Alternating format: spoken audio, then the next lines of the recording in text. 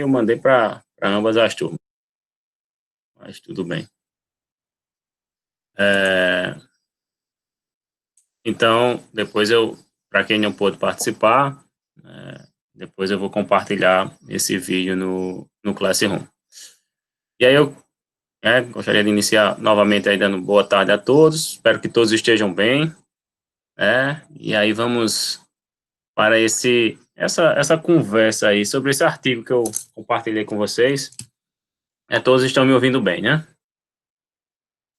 O artigo ele fala sobre gestão e segurança da informação, fatores que influenciam para a adoção em médias empresas. Né? Samantha está entrando. Boa tarde, Samantha. Eu queria saber de vocês, né, o que é que vocês acharam do artigo. É um artigo, teoricamente, digamos que antigo, né, que ele é de 2007.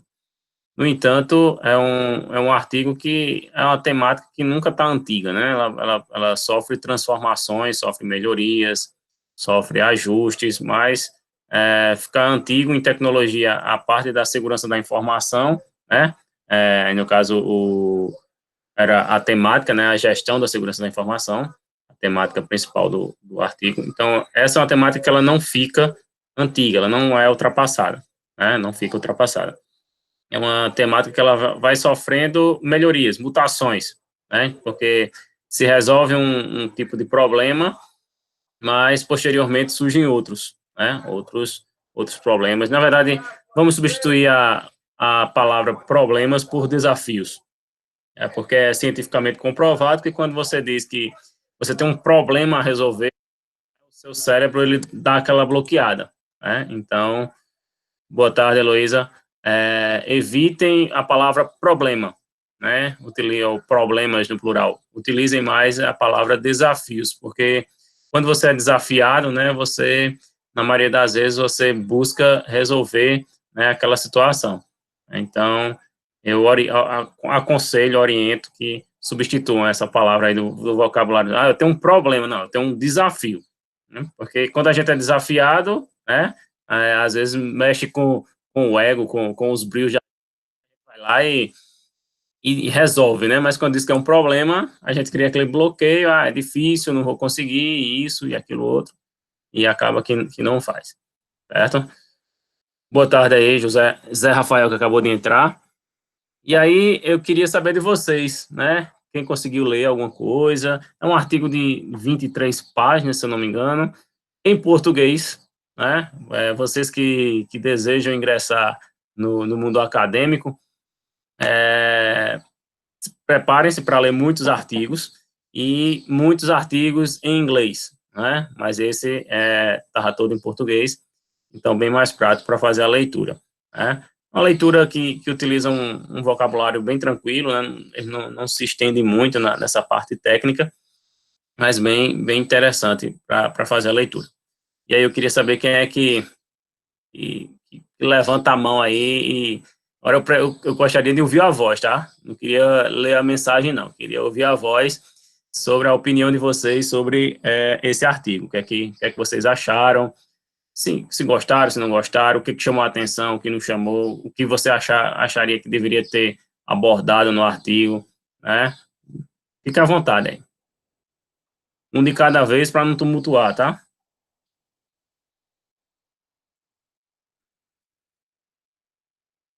Certo, só leu 5 páginas. Diga aí o que é que você achou dessas 5 páginas, Heloísa. Eu quero ouvir voz, tá? Eu não quero ler texto, não. Quero ouvir vozes.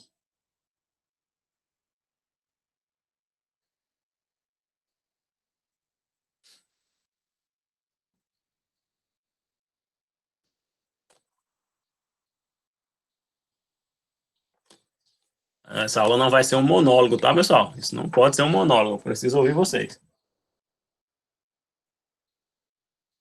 E aí, Jefferson, o que é que tu achou? Conseguiu ler alguma coisa, alguma página? O que é que você achou do artigo? Vamos, Heloísa, eu sei que tu leu. Como você acabou de falar, leu as 5 páginas. Juan conseguiu ler alguma coisa? O que é que achou? O que é que chamou a atenção? Por que as empresas precisam dessa gestão da segurança da informação? Não precisa nem mesmo que você não leu esse artigo, você pode responder essa pergunta. Por que as empresas precisam ter essa gestão, essa administração da segurança da informação, né, na empresa? Vamos lá? Um de cada vez para não tumultuar.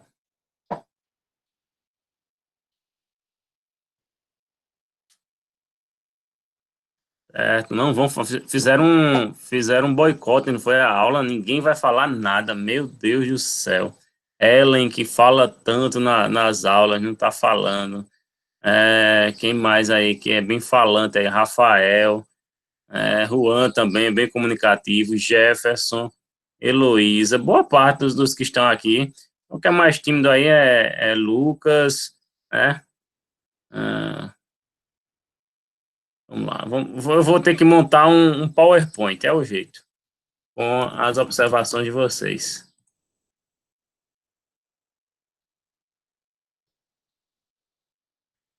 Vamos lá.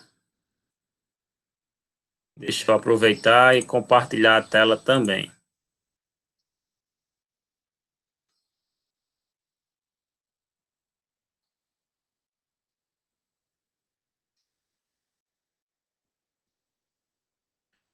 Vamos lá, vamos montar. Deixa eu vir aqui para o bate-papo.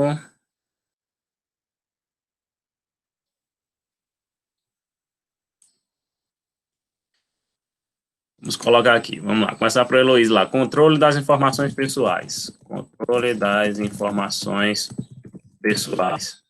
Eu acho que eu já fiz essa pergunta para vocês em sala. Quanto vale as suas informações? Quanto vale os dados que estão no seu computador, no seu celular?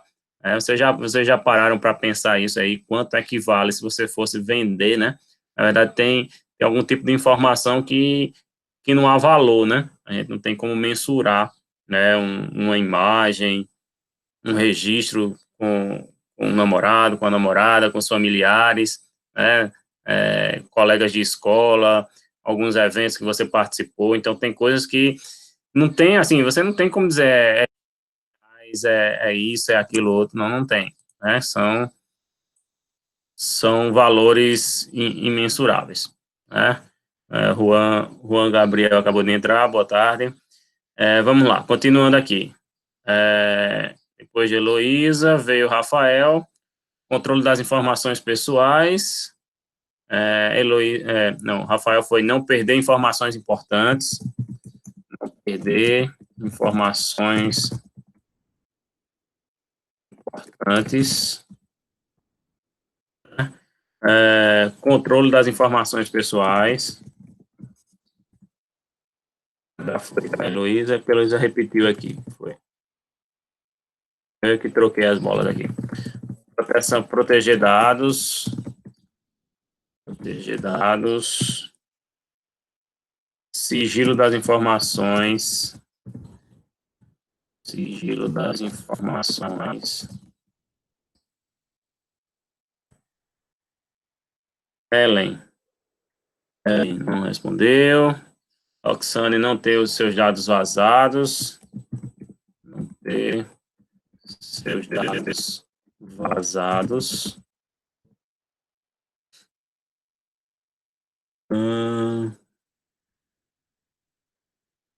Se não me engano, acho que gravado. As mensagens estão aqui, está sendo gravado, tudo tá armazenado aqui, tá? Isso, vai ficar tudo armazenado aqui. E essa live aqui, essa aula, esse bate-papo, depois eu vou postar no Classroom, tá? Jefferson aqui. A informação são as coisas mais importantes em praticamente tudo, né? A importância da informação. Das informações. Vamos procurar aqui.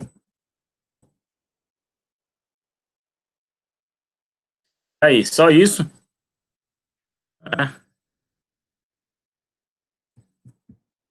Porque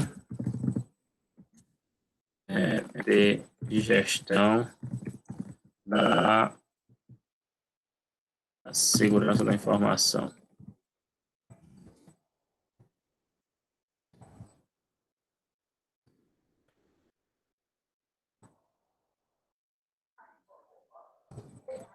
José Rafael, não vai falar nada.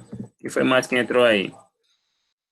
Samantha, não vai comentar nada. E deixa eu ver quem mais aqui que não falou. Ellen também não falou, Ellen só fez rir.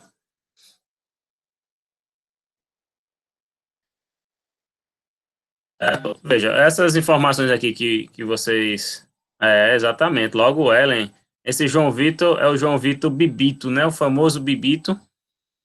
Limitar o acesso dos funcionários a uma determinada página, programa ou empresa, isso, né? Limitar o acesso, é o famoso Bibito. Limitar o acesso dos funcionários,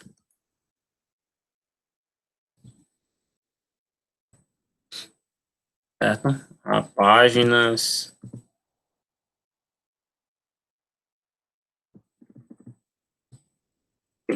ou programas. Essa questão, não sei se eu já contei essa história para vocês. Eu tenho um colega que ele prestava assistência numa determinada empresa, né, a parte de manutenção, era uma empresa de confecção, era uma fábrica, né, e aí já era, digamos que praxe, toda segunda-feira o gerente lá da fábrica ligava para ele, pedindo para ele ir lá, porque um determinado computador estava dando problema, né, que aí era muito vírus, o computador travava e não conseguiam, e era logo na segunda-feira, onde tinha que tirar nota, pedido de um, do, um dos computadores principais da empresa, né? Alguém colocou aqui. Segurança da informação tem que seguir os 4 princípios: confidencialidade, autenticidade, disponibilidade e integridade. Isso, fazendo disso uma infraestrutura para proteger os dados que a empresa desejar. Exatamente. É desse jeito. Esses são os 4, digamos, os 4 pilares, né? Princípios, pilares. E aí, voltando para a história aqui, antes de a gente continuar, e aí toda segunda-feira tava problema nesse mesmo computador, que era responsável lá por emitir as notas dos pedidos dos clientes. E aí ele ia lá, sempre tinha que formatar, não dava jeito, tinha que formatar o computador. E aí formatou uma, formatou duas, formatou três, só que era toda segunda-feira, e aí ele começou a ser cobrado, né, pelo o gerente da empresa. Não está fazendo a coisa certa, que toda semana tem que formatar. Ele disse, não, mas o formato é o acesso. Não, ninguém aqui acessa nada, não. É só para uso da empresa. Ele disse, não é pendrive, não, ninguém usa pendrive aqui, não. Ele disse, certo.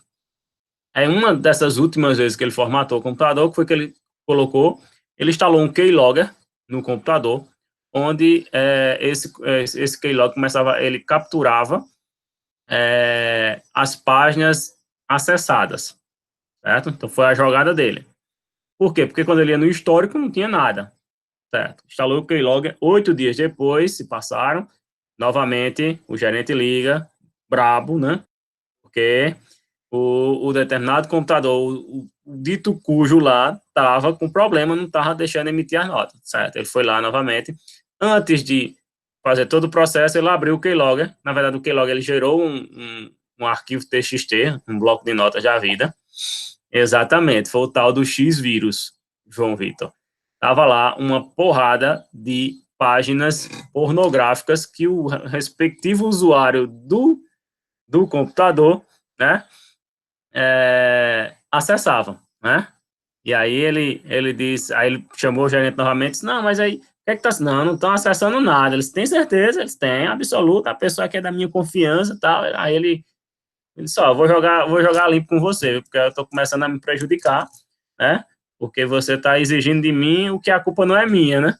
Aí tinha lá um relatório, ele disse lá quantas linhas, não me recordo, né? Da porrada de sites, né, de pornografia que o camarada assistia, né, acessava, não sei se ele baixava, o que danado ele fazia, e aí, consequentemente, infectava o computador. Né? Então, eu acho que ele passava a semana toda enrolando, né, só assistindo os vídeos, e aí, como era na segunda-feira, que ele realmente precisava do computador, ele tinha esse problema.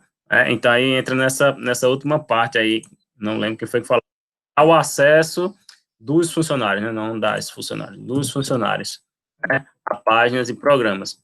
Então, essa limitação, essas regras é extremamente importante, né, para que o funcionário não acesse o que ele queira, né, e na hora que ele quiser, e que esse funcionário ele tenha restrições, né, desses acessos, para que exatamente ele não instale nada que não possa. Imagina instalar um programa que, sei lá, que trava o sistema, né, que receba algum vírus e que prejudique toda a rede da empresa e que tenha as informações vazadas, né, coisas desse tipo. Eu uso também como exemplo a Provider, aqui em Caruaru, que funciona lá no polo comercial. A Provider, os computadores lá que os atendentes de telemarketing acessam, eles não têm, eles não podem entrar com pendrive, né, eles não podem acessar páginas diferentemente das páginas que eles prestam serviço para o INSS, né, para o INSS. Então, se ele estiver lá, eu estou no meu tempo vago aqui, enquanto chega uma ligação, eu vou acessar meu Facebook, o meu Instagram, não pode, né? E aí ele não pode também entrar com celular, ou seja, são regras, são normas, né, políticas, né, que é exatamente para a segurança e para que o call center ele funcione, né? Porque imagina, todo mundo ligando, dá o call center chama, não atende, ou então só dá ocupado. Por quê? Porque o determinado lá, o atendente está acessando a rede social dele lá, e vocês sabem que rede social você começa a acessar, né, e entra num caminho sem volta, né, num buraco negro que vai e não volta mais. Então, em virtude disso, né, por conta disso, nesse caso específico da Provider, você não pode entrar com esse tipo nem de dispositivo, né, eu não posso entrar com pendrive, eu não posso entrar com MP3, eu não posso entrar com celular, eu não posso entrar com HD. Outro exemplo também, aí vem a questão que, em alguns casos, a segurança não é nem tecnológica, né? Não necessariamente você acessar uma rede, acessar o sistema de uma empresa, mas você pode capturar informações através, por exemplo, do celular. Alguns anos atrás, eu levei um grupo de alunos para a fábrica da Jeep, lá na cidade de, acho que é Goiânia, lá próximo de João Pessoa, Pernambuco ainda, mas já é na divisa Pernambuco-Paraíba. E aí a gente foi, vamos ver, Luísa, deixa isso, Goiânia, eu sempre confundo com Goiânia de Goiás. Vamos ver, deixa só a gente voltar que a gente vê essa questão para o agendamento, que já era bem complicado, não sei como é que está agora. E assim, é bem rápido, o ruim é que é um trabalho danado para você conseguir um agendamento e a visita dura pouco mais de 40 minutos, coisa bem rápida mesmo. E aí, quando a gente foi para lá, tinha algumas regras.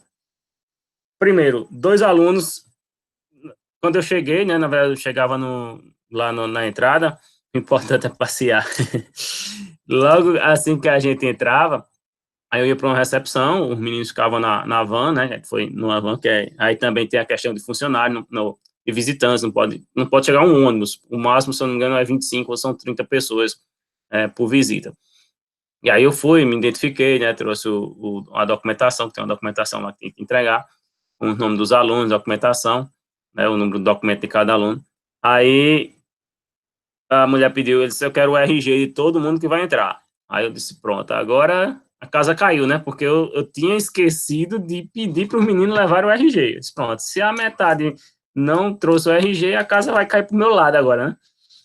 Aí voltei na van, para minha surpresa, apenas 2 criaturas não tinham levado o RG, né. Aí eu voltei lá, até tem um amigo que trabalha lá, tenho ainda, ele trabalha lá na parte de informática, numa empresa terceirizada. Aí eu falei com ele, só, aconteceu isso, o erro foi meu, eu esqueci de avisar, e acho que eu tinha levado 18 alunos, foi 18.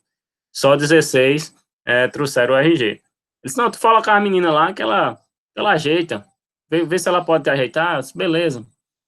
Aí eu cheguei lá e expliquei, né, tal, ela disse, aí você vai ter que falar com fulana, que é a que vai recepcionar você lá quando entrar. Aí eu disse, tá bom. Aí, outra regra, se você marcou para 9 horas, você não entra às 8h59, você só entra 9 horas, né? Aí, quando foi 9 horas, autorizaram a entrada da gente. Aí, eu disse, vamos deixar os meninos dentro do carro, eu chegar lá, eu falo, se ela permitir, os meninos descem, e caso contrário, eles voltam na van, E aí, quando foi passar logo na portaria, o segurança parou e disse, já avisou logo, os 2 alunos que estão sem documento, peça para depor, né? Você fica impressionado, Juan, você fica assim, parece filme de ficção científica, alguma coisa assim que você fica louco, fica apaixonado, seus olhos brilham. E aí os 2 meninos, foi um menino e uma menina, foram barrados, não puderam entrar. E aí quando eu entrei, que a gente desceu, que eu fui falar com a pessoa responsável, ela disse que não era permitido, né, que estava na regra lá nas normas da empresa, que não poderia entrar nenhum funcionário ou nenhum visitante sem um documento de identificação, certo? Então, infelizmente, os meninos pagaram, né, mas não puderam, só aproveitaram a viagem, mas não puderam entrar na fábrica. Entrando na fábrica, a primeira coisa que eles já fizeram foi, eles não confiscaram, mas pediram para todo mundo mostrar o celular, e eles colocaram um adesivo na câmera frontal e um adesivo na câmera traseira do celular. Né? Isso, já fica a dica aí quando a gente for, não esqueça de levar documento com foto, certo? Então, eles já fizeram, ou seja, uma norma da empresa, né? Não, não poder entrar sem documento, né, um visitante, e o celular já estava já de imediato com adesivo. Por quê? Porque aí, como o Juan pontuou aí, é uma empresa que tem um alto padrão de tecnologia, são informações ali sigilosas, né? Ou seja, para um aluno ou um professor, seja lá quem for visitar a fábrica, né, fazer um registro fotográfico ali e pegar essa informação, né, sigilosa e passar para um concorrente, né, isso aí eles vão ter um prejuízo enorme. Então, já tem logo de antemão isso. E diz mais, que se você burlar essa regra, né, você vai arcar com as consequências, ou seja, você vai receber um processo do tamanho da fábrica da Jeep nas suas costas. Então, não é nada, eles não são nada amigável para essa parte, tá? São bem rígidos, então todo passeio na fábrica é feito com aqueles carrinhos, estilo aqueles carrinhos que tem na Globo, né, como é que tem lá no Projac, né, que você faz o passeio, pronto. Então tem uma pessoa, acho que são 4 ou 5 pessoas por cada carrinho, então você faz todo o processo nesse carro, você não anda, na entrada você pega ele, faz todo o processo dentro da fábrica, depois desce e tchau, né? Aí a única coisa que eles permitem é você ter um showroom lá com os carros, os modelos do Jeep, e você pode entrar para tirar foto, né? Coisas desse tipo, certo? Ou seja, é uma política, é uma norma que eles têm para quê? Para que as informações dele não sejam vazadas, né? Não sejam repassadas para os respectivos concorrentes. Essa questão voltando para a temática do nosso artigo, da questão da segurança da informação, isso se deve muito porque as empresas, elas se modernizaram, né? As empresas agora, elas utilizam o computador. Qual é a empresa hoje que não tem um computador? Né? Por mais simples que seja, por mais básico que seja, mas ele vai ter um computador, ele vai em algum momento precisar fazer alguma operação, né? Alguma operação eletrônica, seja uma venda pelo cartão de crédito, seja um software que ele tem para controlar o estoque, né, os produtos, os clientes. Então, vai ter que ter essa tecnologia. Então, em virtude disso, as empresas pensaram, né, começaram a utilizar a tecnologia, mas muitas esqueceram, ou então não têm o conhecimento adequado para que essas informações, né, as informações que estão sendo processadas ali diariamente, elas sejam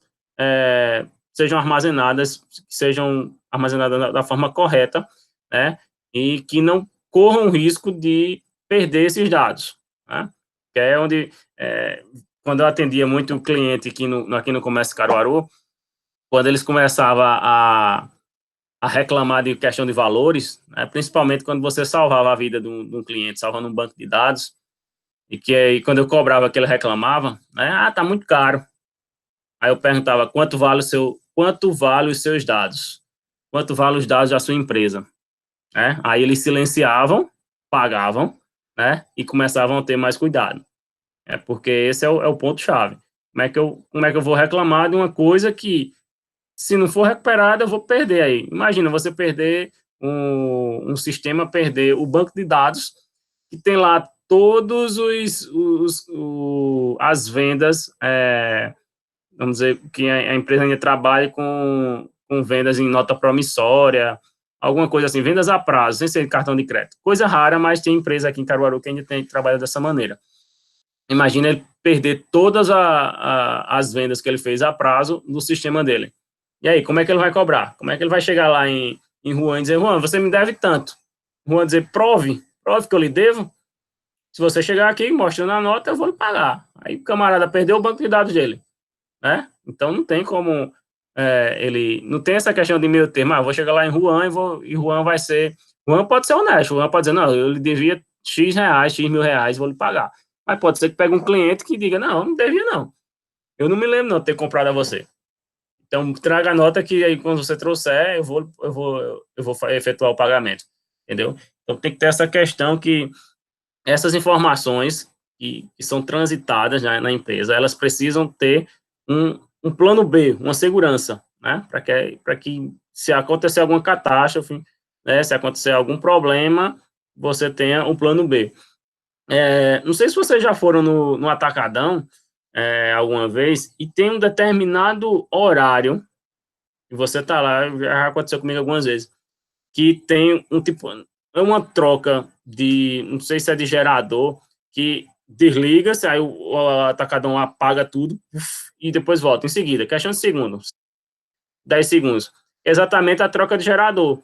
No supermercado do porte do atacadão, ele tem que ter um gerador de alta potência, né, para que ele dê conta da demanda, né. Agora melhorou mais, que agora aqui em Caruaru tem dois, mas quando tinha só um, que tem aquelas filas quilométricas, né? Imagina se dá uma queda de energia, o supermercado fica sem energia, e aí? O cliente vai ficar esperando na fila? Imagina se na metade das compras cai a energia. E aí, como é que vai fazer? Então, os supermercados trabalham, é um exemplo, é energia, mas é um tipo, ia roubar muito, né? Não é a tecnologia por si só, né? Não é um computador, não é um banco de dados, mas é um tipo de, é uma infraestrutura que é necessária, na base da calculadora seria ótimo, hein? É uma infraestrutura, né, que é fornecida aos clientes, por quê? Porque aí vai permitir que, se o computador, se o servidor tem muita queda de energia, o que é que pode acontecer? Pode corromper o banco de dados, né? Então, esse é um problema que pode acontecer. Então, tem que ter esse gerador para que garanta que o banco de dados ele não sofra nenhum prejuízo, né? Então, esse é um ponto-chave. Ter servidores reservas, né? Porque o servidor ele precisa passar por manutenção, precisa. O servidor ele pode quebrar, pode, né? Pode dar problema no sistema operacional, pode dar problema no próprio programa do banco de dados dele. Então, você tem que ter. Isso aí já é fato, tá? Uma empresa do porte, por exemplo, do Atacadão, ela vai ter mais de um servidor, né? Ou funcionando simultaneamente, ou ali na reserva. Se o servidor 1 parou, o servidor 2 já automaticamente ele já ativa, certo? Ele já sobe, que aí nem o caixa que está passando lá os produtos ele vai perceber essa mudança, certo? Então vai ser de forma automática, certo? Deixa eu ver mais aqui. As informações vão precisar ser acessadas, né, compartilhadas. Isso, possivelmente, Juan, vai ter um sistema de backup muito top, tá?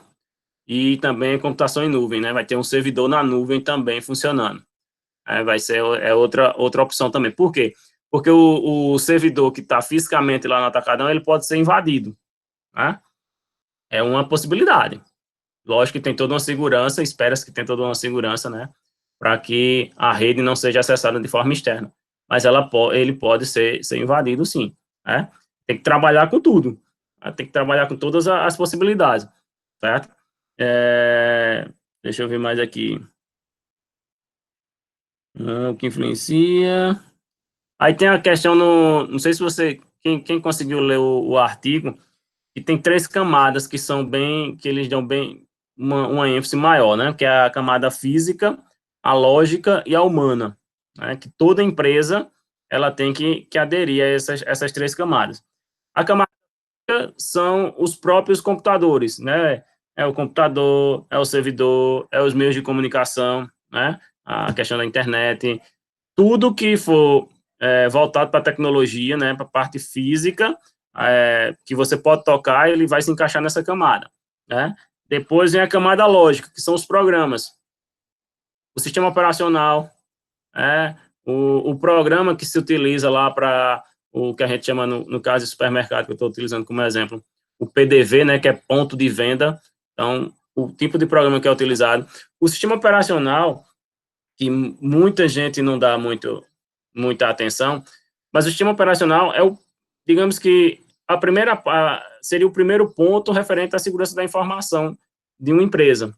Por quê? Porque se o sistema operacional ele não está atualizado, ele está suscetível à invasão, certo? Por quê? Porque os sistemas operacionais eles vão sendo testados por nós, né, pelos próprios desenvolvedores, né? Não é porque ele lançou a versão, aí, bota isso na cabeça de vocês, que isso aí eu já percebi com alguns colegas no desenvolvimento de aplicativos. Não é porque você terminou a versão, mostrou ao cliente, pronto, tá aqui, o cliente pediu isso, isso e isso, pediu essa aba, essa aba, essa aba, pediu que fizesse mais isso, isso e isso. Pronto, terminei, recebi meu dinheiro, tchau. Não. Sinto informar que quando você cria um sistema, é igual um filho, é para o resto da vida. Se você deixar de dar o devido suporte, se você deixar de dar o devido suporte, é simples, Caio. Você pode parar de dar o devido suporte ao sistema, mas ele vai cair no ostracismo. Com o tempo, ele vai ficar ultrapassado, e aí o cliente isso vai ficar obsoleto, como o Juan Gabriel pontuou aí. Então, se ele fica obsoleto, o que é que vai acontecer? A fila anda, vai vir outro, certo? Isso é simples. Então, por quê? Porque ele vai constantemente, por mais que você desenvolva, por mais que você teste, por mais que você encontre as falhas, não tem essa falha, não tem isso, eu resolvi que está 100% redondo aqui, funcionando, beleza. Quando, no dia a dia, que vinha a demanda, né, o usuário utilizando os cadastros, as vendas, foi acontecendo, aí vai começando a aparecer os bugs, né? Vai começando a aparecer as falhas. Isso quer dizer que meu sistema não presta de maneira alguma. Isso quer dizer que você vai testar o seu lado de programador agora. Agora vai ser a parte boa. Você desenvolver do zero é uma coisa.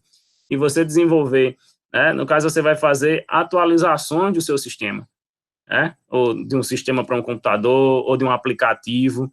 Então, não é porque você desenvolveu, entregou, pronto, recebi meu dinheiro, tchau e benção. Não. Isso acrescentando também a isso, um site, caso você venha desenvolver um site, ele tem que passar por melhorias constantemente, né? Isso vai ter que se garantir, Luiz. Exatamente. Se você não se garantir, você só vai ganhar dinheiro uma vez, né? E lembrando, pessoal, que quando você desenvolve um software, um software ou para uma empresa, ou um aplicativo, né? Dependendo do público que vai atender esse aplicativo, que o aplicativo vai atender, você vai cobrar um valor pelo desenvolvimento dele,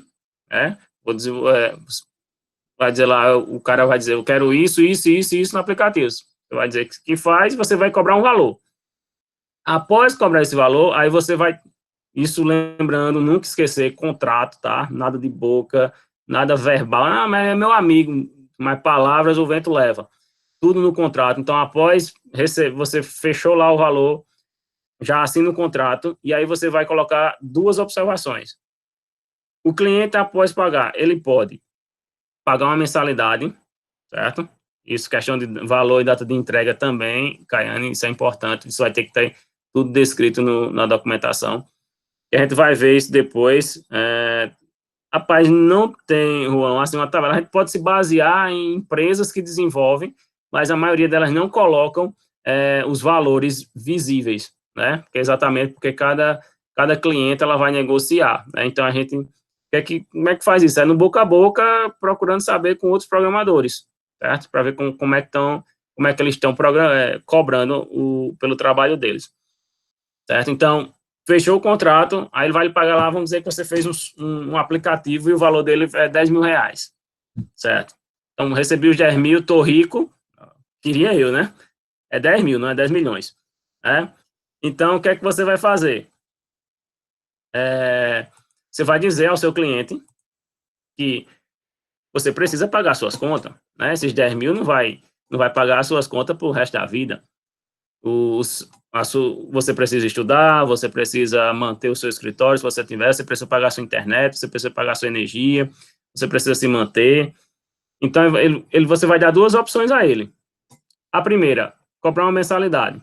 Na maioria das vezes, a mensalidade gira em torno de 10% do valor que foi o programa, certo? A outras vezes, tem gente que cobra por quantidade, no caso de software para empresa, né, de programas para desktop, cobra-se por computador. Aí vai de cada programador.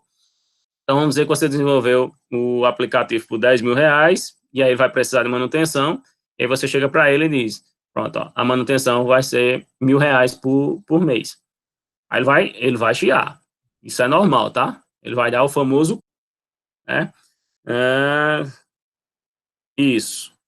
No caso, se você fechar, né, no contrato, receber o valor lá dos 10 mil, e ainda e no contrato ficar descrevendo lá que você vai receber 1.000 reais por mês, você vai estar obrigado. Aí no contrato também você pode colocar uma cláusula que limite a quantidade de horas. Por quê? Porque às vezes o camarada lá que contratou seu serviço, ele acha que porque está pagando a você 1.000 reais de mensalidade, você é funcionário da empresa.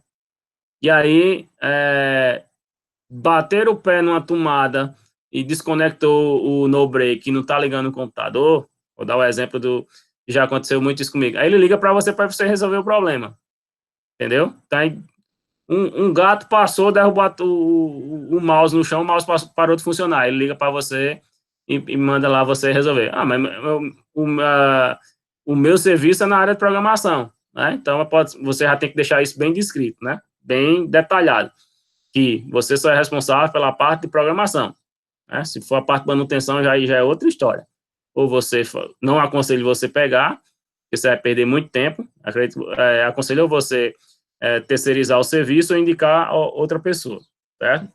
Então, você tem que também deixar isso claro que é esse valor, mas você tem um limite de horas por mês. Por exemplo, 10 horas de atendimento por mês. É o máximo que eu posso dar. Passou disso, aí você vai começar a cobrar por fora, certo? Então, esse é o primeiro ponto. Cobrar uma mensalidade e limitar a quantidade de horas que você vai investir você vai dar suporte, né? Porque pode ser que ele queira que você vá uma vez por semana lá, para fazer backup, ou para ver se está tudo ok. É um direito que cabe a ele, tá certo? Aí ele vai dizer, não, eu não quero pagar a mensalidade. Ele tem todo o direito, né? Lembrando que você não pode obrigar o cliente a nada. Lembrando que tem que estar tudo no papel. Não é nada de boca, nada de mensagem no WhatsApp, não. É no papel mesmo, no documento. Ele não quer a mensalidade. Beleza. Então, você me paga meus 10 mil, né, eu vou receber, transfira para minha conta, que eu não quero sair com ele no bolso, para não correr o risco de ser assaltado. Mas vai ter uma observação também que tem que estar no documento, né, no contrato. Caso eu seja solicitado para qualquer tipo de manutenção, né, vai ser cobrado um valor de forma avulsa por visita, né? Então eu posso cobrar. Então aí o que é que se faz? Se você cobra mais por visita, porque obriga ele a pensar e dizer, não, espera aí que eu vou colocar, é melhor o contrato, porque senão eu vou sair no prejuízo, né? Então você pode estipular lá que a cada visita de no máximo 2 horas você vai cobrar 500 reais, entendeu? Então você diz, a minha hora trabalhada é 200 reais, né? Então, aquele outro, falei, a cada 2 horas, 500 reais, então você diz, não, a minha hora trabalhada na sua empresa é 200 reais. E aí, então, ele vai pensar 2 vezes antes de aceitar ou não o contrato. Lembrando, isso tem que estar firmado no contrato, certo? Por quê? Porque depois, como o negócio começar a dar bronca, ele vai dizer que é você que está querendo ganhar dinheiro nas custas dele. Aí você também deixa isso claro. Eu estou desenvolvendo um sistema, estou desenvolvendo um aplicativo, e ninguém desenvolve nada para dar problema, né? Lógico. No entanto, é um programa e ele está suscetível a falhas, né? A bugs. Não é nem falhas, a bugs.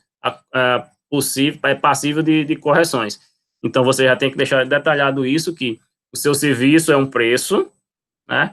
E aí a manutenção já vai ser outra. Aí ele escolhe se ele quer pagar por visita que você fizer ou se ele quer pagar uma mensalidade. Lembrando, se vai pagar a mensalidade, estipula um valor, porque senão ele vai querer que você more dentro da empresa, né?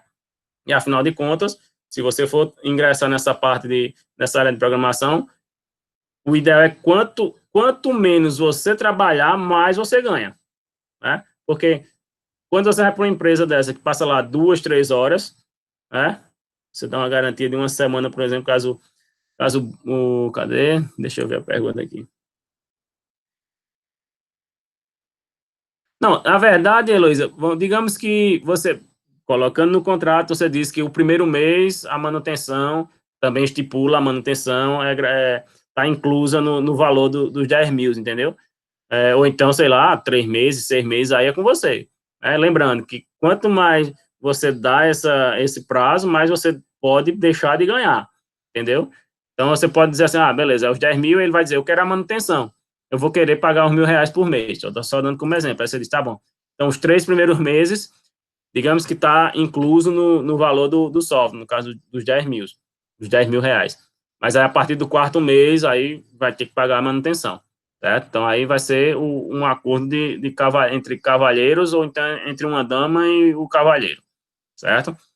Então, é importante essa observação que eu estou fazendo aqui, porque para onde você for, se você for seguir essa parte do mercado de trabalho na área de programação, você vai se deparar muito com isso, né? Você vai se deparar com um cliente que só porque ele está pagando uma mensalidade lá para você, ele quer sugar você, né? Como se você fosse um funcionário da empresa, no entanto, você não ganha igual um funcionário de uma empresa.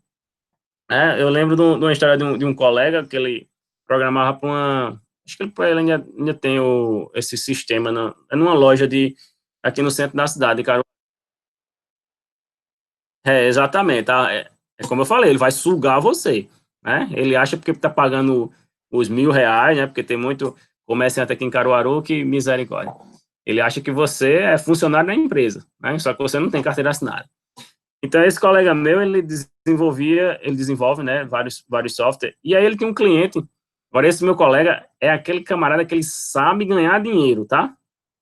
Sabe, é a pessoa que ele não tem pena do cliente, não é que ele explora, ele diz, eu sou realista com as minhas necessidades, Paulo. Agora ele já tem aí, sei lá, eu tenho 34 anos, já deve ter mais de 25 anos de programador, né? O cara que começou, ele mesmo, eu comecei com 15 anos, né, ele tira onda. Na minha época não tinha faculdade, não. Eu aprendia sozinho mesmo, não tinha internet também, era através de livro, era na tora mesmo. E aí, lógico, ele chegou a um patamar onde ele pode fazer isso, né? Ele tinha um cliente que pelo menos uma vez por semana, ele ligava para ele lá, chegar lá e ele começava a conversar besteira. Não, é porque eu queria que tu fizesse isso e acrescentasse isso e aquilo no programa, né, no software lá da empresa. Eu disse, não, tá certo. Ele dava boas ideias mesmo. Eu quero que tu acrescente um módulo disso, um módulo daquilo, tal, tal. E ele, beleza. Aí ele só passava 1, 2 horas lá, parado, perdendo de ganhar dinheiro, perdendo de desenvolver, né, para os outros clientes, perdendo de pegar um cliente novo, porque fulano me prendia lá. Aí ele disse, vamos ver, vou ensinar ele como é que se ganha dinheiro. Aí, uma vez ele ligou, fulano, tu vem aqui? Eles, vou agora. Você quer agora? Né? Eles querem, se for possível agora, eu agradeço. Eles, tá certo. Aí, antes de ir, ele já pediu o funcionário dele, imprime aí um recibo, e olha que esse cliente pagava uma mensalidade, tá? Só que ele tava começando a cobrar demais, né? A pedir demais, sem pagar nada por isso. E aí, ele já pediu o funcionário, imprime aí um recibo, por favor, de meio salário mínimo. Ele disse, meu salário mínimo, mas fulano já pagou, seu fulano já pagou a mensalidade do mês. Ele disse, mas só que ele está fora do padrão da que a gente combinou. Aí ele foi lá, escutou por mais de 2 horas o cliente dele. O cliente dele falou lá, eles, pronto, só isso, seu fulano? Só, tá bom. Então, vou providenciar esses ajustes e aqui está um recibo. Aí eles, recibo de que eles, do meu tempo aqui com o senhor, passei aqui, ele só cheguei aqui tal hora, tô saindo agora, né? E aqui é o meu tempo, é meu dinheiro. Aí o cara, não, mas onde é que eu passo para receber? Aí o cara, passa lá na tesouraria, aí ligou, disse, autorizando o pagamento. Pronto, depois disso, ele só chamou ele quando era realmente necessário, né? Por quê? Porque o camarada estava sugando ele de todas as formas, lógico. Esse camarada tem uma estrada aí pela frente para ele poder fazer isso, né? Para ele ter essa propriedade para fazer isso. Eu mesmo não tenho essa propriedade, né? Na verdade, não tenho nenhum tipo de software no estilo que ele tem, mas eu nem tenho essa propriedade e eu sou um cara que eu costumo dizer que eu sou besta. Eu tenho pena do cliente, não pode ser assim. Não sejam assim, tá? Não utilizem o exemplo do professor Paulo. Eu tenho pena do cliente e você, como programador, você não pode ter pena do cliente. Não é que você vai explorar ele. O programa vale 10 mil, vou cobrar 30, 40. Não, né? Mas eu tenho pena. Então, isso aí foi o que me fez sair mais do mercado de trabalho, do comércio, né? E ir para o serviço público. Né? Porque aí eu não consigo lidar com ele. Eu tenho medo de cobrar a mais do que o que é de fato, né? Então, qual era o meu erro? O projeto valia 10 mil reais, o valor dele, eu cobrava os 10. Aí o que é que acontecia? O cliente ele vai sempre chorar, ele vai sempre pedir um desconto, então esses 10 se tornava 7, 8. Então, eu perdia 2 mil, né? Eu perdia 3 mil, um exemplo. Então, qual era o correto? O projeto vale 10, cobra 15, cobra 20, né? Mas ele vai reclamar, sim, mas ele vai reclamar. Quando ele der o preço dele, vai ficar mais ou menos no que tu queria, ou até mais, né? Porque se você cobra 15 no projeto que vale 10, ele vai cair aí para uns 12, para uns 13, então ele vai jurar que ele ganhou e 3 mil, o software era 15 mil, eu negociei aqui e ficou por 12, mas na verdade o software valia 10, na verdade tu ganhasse mais 2, né? Então esse é o X da questão, entendeu? O cliente ele vai reclamar de todo jeito, né? Essa é a jogada. Tem que saber negociar. Então, assim, a minha parte de negócio, a minha parte de... Eu gosto dos projetos, gosto de desenvolver, mas a parte financeira, eu não sou a melhor pessoa para fazer isso, entendeu? Eu começo a perceber que eu tô...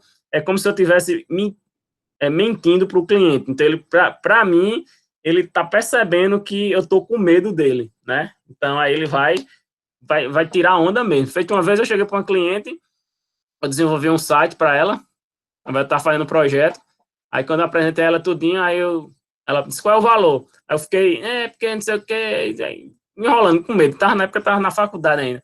Aí eu disse, é R$ 1.500. Ela disse, você sabe que se eu for para uma agência de publicidade, eu consigo por muito menos, né? Aí ela já me botou na parede, né? Contra a parede. Aí eu, mas eu sei e tal, eu tô começando agora, minha besta aí, eu fui entregando, né? Ela disse, eu vou pagar você R$ 1.000. Pronto. Né? Eu queria, acho que na verdade, o valor que eu queria, acho que era 1.300, 1.200. Então ela ganhou, né? Nessa ela ganhou de mim. Né? Então, aí já teve outros clientes que aí depois dessa, aí eu já comecei a aprender o negócio, né? Aí eu tive clientes em Santa Cruz que aí o que é que eu fazia? Quanto é o site? 2 mil. Aí tava aquela, 2 mil, 2 mil. É, exatamente, ela conseguiu pelo valor menor que a agência. Então eu chegava, depois dessa, né, eu conversando com um amigo meu, ele disse, Paulo, você não pode ter pena não, você vai ter que chegar com os 2 pés nos peitos do cliente. Aí eu cheguei pro cliente, 2 mil. 2 mil isso tudo, é. Não, mas veja aí, negocia, disse, como é que você quer fazer? Não, eu quero pagar à vista, não sei o quê. Aí eu disse 1.800, aí 1.500, pronto, tá fechado. Pronto, mas na verdade eu queria os 1.500 mesmo, né? Até 1.200 ainda estava dentro do meu orçamento, né? Então você tem que chegar junto, né? Cadê? Na verdade,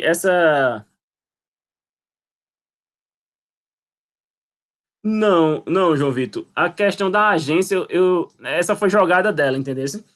Ela jogou a verde, tempo depois foi que eu me liguei nisso. Na agência, ela vai ser mais cara. Por quê? Porque possivelmente essa agência ou ela tem um programador, né, um web design dentro da empresa para desenvolver, né, o projeto, ou seja, ela vai ter o funcionário a pagar, ou então, quando ela não tem, o que é que ela vai fazer? Vai contratar, ela contrata você. Ah, João Vitor é alguém lá conhece alguém lá de dentro da agência, ou então Caiane conhece um primo, ou então tem um primo, alguém conhecido que trabalha na determinada agência, e a agência terceiriza o serviço, né? Então, aí vai sair mais caro. Foi jogada dela, mas aqui aí tem a questão, né? A agência tem toda uma infraestrutura, né?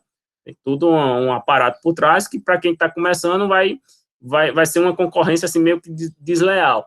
É a mesma coisa que colocar um menino de 2 anos para correr com um adolescente de 16 anos que faz atletismo 3 vezes por semana.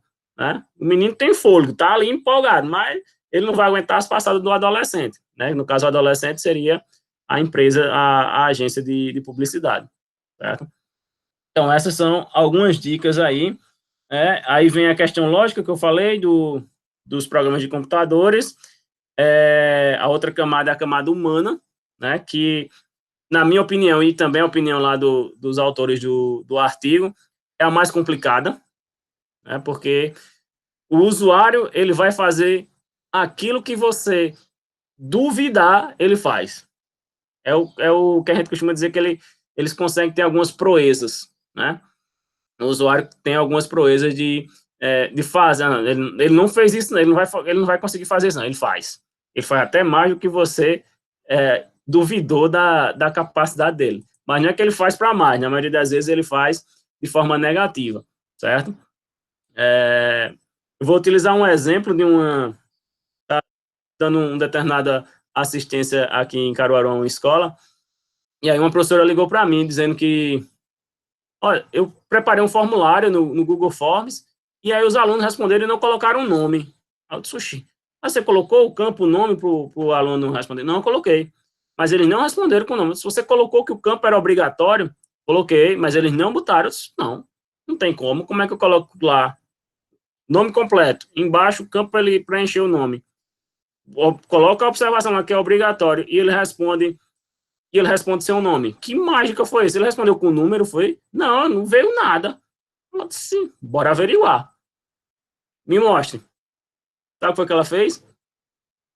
Acredito que vocês já criaram o formulário pelo Google Forms.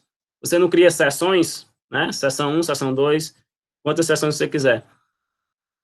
Na sessão, ela colocou lá o nome, atividade 01. Aí não tem a descrição, você coloca uma descrição daquela sessão. Por exemplo, eu costumo fazer isso. Atividade individual valendo X pontos. Aí foi o que ela fez, colocou lá atividade 01 e na descrição ela botou nome completo e turma. E mandou para o menino com as perguntas. Como é que ele ia colocar o nome dele na sessão? Entendeu? Então, assim, você diz, não, o usuário não vai fazer isso. Faz e faz pior. né? Então, tem essa questão, e você tem que trabalhar essa parte. Ela disse, não, mas ele não colocou o nome. Aí, estava lá com o formulário com todas as respostas. Aí ela disse, agora? Disse, agora você vai ter que fazer, ou repetir o formulário. Na verdade, só tem essa opção, repetir. Eu ensinei como é que colocar, né? Assim, e agora, como é que sai o nome? Eu disse, não, você vai ter que pedir para os alunos repetir o formulário novamente, ou então você olhar e-mail por e-mail, que aí tinha capturado o e-mail do aluno, só que aí, às vezes na turma tem 3 João Vitor, né? Aí tem lá João Vitor e do número da matrícula. Aí ia ter que saber, matrícula por matrícula, olhar um por um para saber detectar, né, quem é que tinha respondido. Né? Então, essa é uma das coisas que acontece muito, tá? Isso é muito comum na programação, nesse mundo da gente aqui, que a gente... Isso. Pronto, aí pega um e-mail desse aí, né, que aí, enfim, lá, não sei quem, Joãozinho das Meninas 2020, @gmail.com. Então, agata 2019, 2015, @gmail.com. Quem é que vai? Tem que descobrir quem é a gata, né? Que são muitas, né? Tem que olhar uma por uma, né? Tem muitos, assim, é outra coisa que vocês têm que ter bastante cuidado, tá? No e-mail, quando forem participar de processo seletivo, evitar esse tipo de e-mails aí, esses e-mails toscos, né? Colocar um e-mail um e-mail, digamos que formal, né? Não seja o seu e-mail de uso pessoal, certo? Então, deixa eu ver mais aqui. Daqui a pouco a gente vai encerrar, porque eu vou ter outro compromisso. A parte que, acho que foi Juan Arthur que colocou lá, né? O que é um sistema o que é segurança da informação. A questão da integridade, né? Que é a exatidão da informação. Se aquela informação que você está acessando, ela é exatamente a informação que você quer que ela que aí, no caso, esse exemplo aí que eu dei, né? Foi montado de uma forma, né? E aí eu não tinha como receber uma informação diferente do que foi programado lá. Né? Se não foi colocado o campo nome e turma, como é que eu ia receber a informação com o nome campo e turma? Né? O nome os campos nome e turma no formulário. Por quê? Porque não foi colocado, né? Não foi inserido, não foi programado inicialmente. Então, eu preciso ter meus dados íntegros. A questão da disponibilidade. Pessoas autorizadas que podem acessar essas informações. Imagina aí se o seu e-mail ele fosse acessível para qualquer pessoa. Né? Não pode. Né? O e-mail é algo pessoal. Do mesmo jeito, são as informações da empresa. Você não pode pegar essas informações e compartilhar com outras pessoas. Né? Por mais raiva que você esteja do dono da empresa, ele não está querendo pagar, está boicotando, que está tirando onda com você, de não, você se afasta, mas não faça isso, porque você pode, o feitiço vai virar contra o feiticeiro, você vai achar que vai estar ganhando, mas você vai arrumar um processo em cima de você. Então, é melhor você se afastar, né, e evitar esse tipo de atitude. Confidencialidade, né? Somente pessoas autorizadas que podem acessar aquelas informações. Não é porque eu trabalho no supermercado, como caixa, que eu vou ter acesso a alterar o estoque do supermercado. Não posso. Né? Pela lógica, pela hierarquia, eu não posso ter esse acesso. Eu posso visualizar o estoque, mas alterar ele, alterar o quantitativo de um determinado produto e alterar o valor do produto, eu não posso. Certo? Pode até ver que quando você passa um produto, o produto está com o preço errado, que você desiste do produto, é uma burocracia triste, porque tem que vir alguém, tipo uma gerente, uma pessoa que fica ali na frente dos caixas, cancelar o pedido, o último produto, ou um determinado produto, para poder dar continuidade. Né? Então, tem isso que é exatamente para evitar as fraudes que podem ocorrer com a pessoa do caixa e se for algum conhecido dela que vai passando os produtos. Deixa eu ver mais aqui. Então, você vai precisar proteger sempre os dados, as informações, né, e tudo que faz parte da empresa, no caso, da parte lógica, né? Então, você também tem que ficar bem atento que não é porque você implantou o sistema na empresa que você vai precisar formatar o computador, certo? Então, isso aí vai ser responsabilidade do técnico de informática, ou da empresa, ou que você indicou, né? Cuidado com as indicações para você não ter dor de cabeça, ou alguém que você, na sua empresa, isso não impede, isso, integrar também um bom, né? Não é qualquer firewall, não é o firewall do Windows, tá? Que a gente tem, mas é melhor ter ele do que não ter nada, né?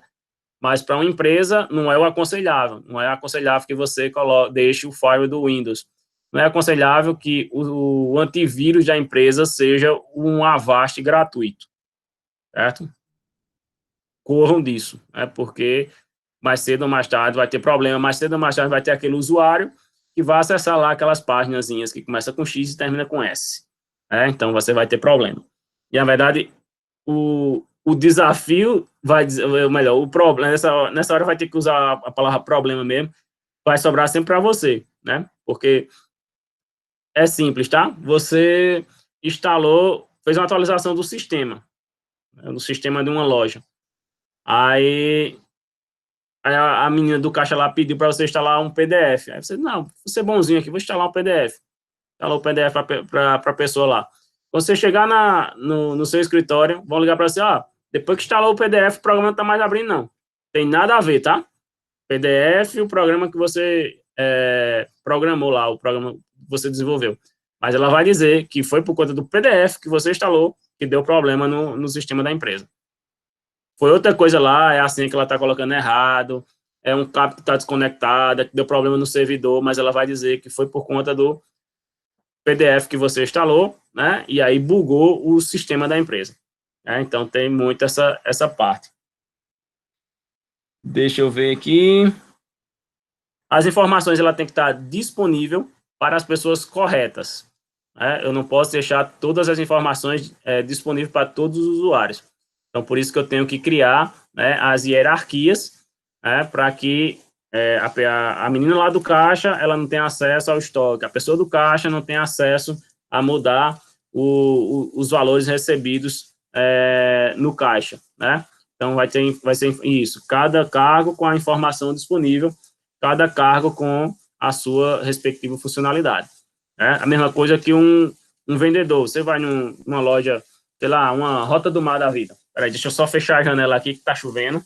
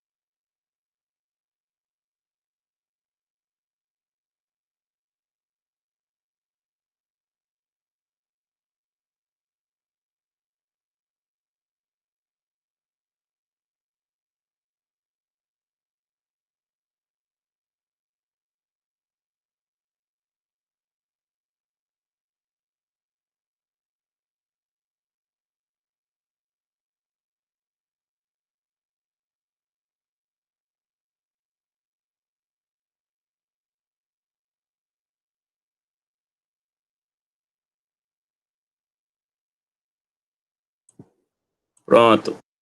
Aqui, pessoal. Vitória chegou cedo. Chegou cedo para a próxima aula. Então, pronto, voltando ao exemplo da Rota do Mar. Um vendedor não pode ter acesso ao RH da empresa, né? Então, ele vai lá alterar lá o contra-cheque dele. Ao invés de receber um salário, ele vai receber 2 nesse mês. Né? Então, isso não pode.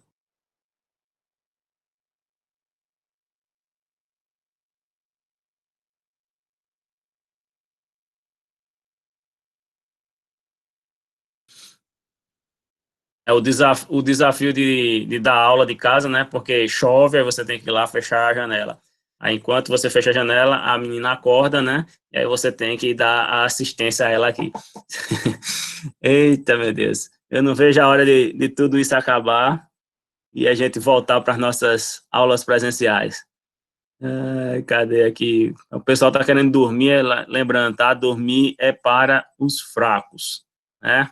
Olha, só quem pode dormir mais de até 8 horas por dia ou mais é criança, tá? Vocês já são adolescentes, então pode diminuir aí esse tempo de sono, tá? Então, aí, complementando o que Juan Arthur falou, né, a questão da integração de um firewall e de um antivírus, é sempre utilizar os melhores, né? Você deixa bem claro para o seu cliente, eu não quero instalar um antivírus, eu não quero ter um antivírus pago, eu não quero utilizar um firewall pago, beleza, então você coloca na mesa lá que mostra para ele por A mais B que a não utilização, a não implantação de um antivírus, de um firewall de melhor qualidade, pode implicar nas informações dele, né, que podem serem vazadas por pessoas indevidas, né, e aí ele é que vai ter que arcar com as consequências, ou seja, as informações dele podem ser capturadas por pessoas, né, que ele não vai achar nada interessante, certo? No cyberespaço, né, no caso, a gente fala das invasões da internet, não é muito diferente do mundo tradicional. Né? Vai ter roubos, vai ter extorsão, né, pela internet, vai ter o vandalismo, que é aquela pessoa que acessa as informações para bagunçar, vai ter exploração, né, pessoas que vão começar a lhe subornar por saber que tem uma determinada informação. Vai ter fraude, normal, né? A gente viu agora, né, nesse cenário que a gente está passando, a questão do auxílio, né? Auxílio emergencial. Desenvolveram vários aplicativos, né? Foram desenvolvidos vários aplicativos similares ao oficial, né? Que tinha como desenvolvedor a Caixa Econômica Federal. E o que é que o pessoal fazia? Ia pelo outro lá, que era mais fácil para baixar, que era mais fácil para acessar, passava os seus dados e tinha as suas informações capturadas e nada de dinheiro cair na conta, né? Então, tem muito disso, que até eu meio que eu desenvolvi um projeto que a gente não chegou a publicar ele, porque, na verdade, o Google Play ele não aceitou. A gente fez um aplicativo que ele orientava você a como higienizar as mãos, logo no começo da pandemia. Como higienizar as mãos, ele colocava um contador, tinha como você ativar um contador, que aí, quando você ativasse lá, tinha lá um tempo para você lavar suas mãos da forma correta, e aí você ia contabilizando quantas vezes você lavava a mão por dia. E aí esse aplicativo ele não conseguiu, a gente tentou publicar ele 3 vezes, e as 3 vezes ele foi negada, porque segundo a devolutiva do Google, era que a gente estava sendo insensível com o atual momento. Um aplicativo que era para orientar as pessoas, né? Exatamente, Luiz, abençoado esse contador. Entendedores entenderão. Um aplicativo que era para orientar a população, um aplicativo que ensinava como fazer a higienização correta das mãos, né? Que fazia, era uma coisa simples, né? Para higienizar as mãos lá, contabilizar, e eles não aceitaram, né? E até um dos e-mails que eu recebi, eu rebati, mandei até o print, porque se eu acessar essa página do Google Play, tinha esses inúmeros aplicativos, né? Aplicativos falsos, ou seja, fraudes, que eles aceitaram. Né? E aí, como é essa política? Como é que, para mim, que estava desenvolvendo um aplicativo educativo, eles não aceitam, que aí depois eles disseram que eu tinha que ter uma autorização de um órgão da saúde, ou do município, ou do estado, ou a nível federal, e aí eu deixei para lá. Aí eles não aceitavam esse aplicativo educativo e aceitavam um aplicativo fraudulento, né? Lógico, depois eles tiraram, depois de muito tempo eles tiraram, né? Depois que muitas pessoas caíram no golpe, aí eles tiraram do ar o aplicativo.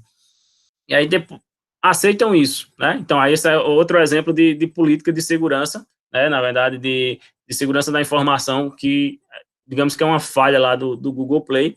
Aí ele dizia, não, porque, olha qual era o argumento deles, né? Eu vi isso em televisão, assisti em televisão, ouvi no rádio, falando sobre esses aplicativos, e a desculpa, digamos assim, do Google era que não, é porque a gente publica e que depois é que a gente vai avaliar. Aí eu até bati isso, mentira.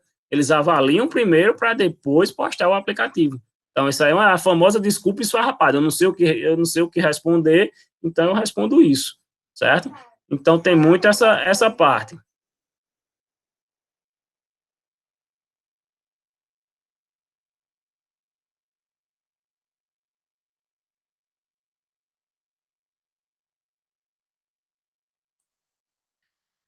Vamos finalizar por aqui. Alguém tem alguma dúvida, alguma pergunta? Tem alguma observação a fazer? Não vai dar tempo a gente comentar sobre os 2 episódios da série, né? Daquela série lá, Rede Sombria, né? Acho que foi o episódio 1 e 2. Então, eu vou deixar aí como já o início da nossa próxima aula, que aí já fica de antemão marcada para a próxima quarta-feira, nesse mesmo horário, tá certo? E lembrando que essa aula eu vou disponibilizar ela no ambiente para que vocês possam, quem quiser assistir, e isso, quem não assistiu, assiste, tá?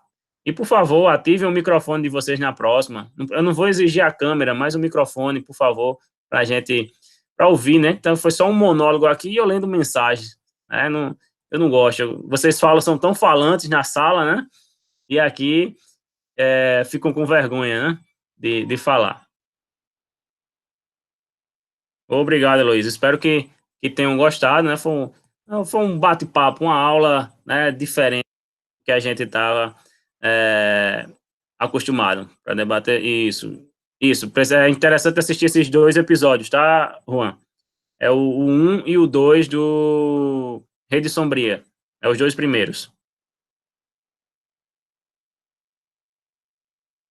Tranquilo? Então, pessoal, ó, deixa eu ver agora. Amanhã a gente se encontra, vou marcar com vocês. Daqui a pouco eu posto lá no Classroom.